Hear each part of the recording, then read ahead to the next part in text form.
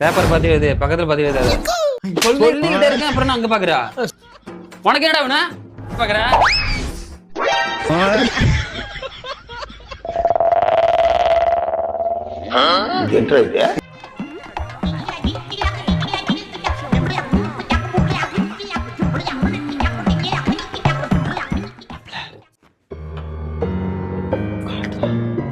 Sir உங்களுக்கு ஏதாவது காட்டணுமா sir? அவனை இங்க வர சொல்லு, நான் காட்டுறேன். பரவாயில்ல சார்.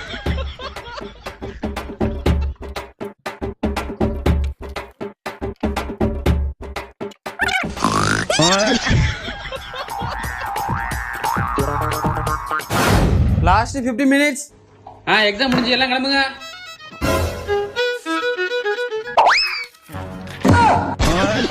சிந்தினேன் ரத்தம் சிந்தினேன்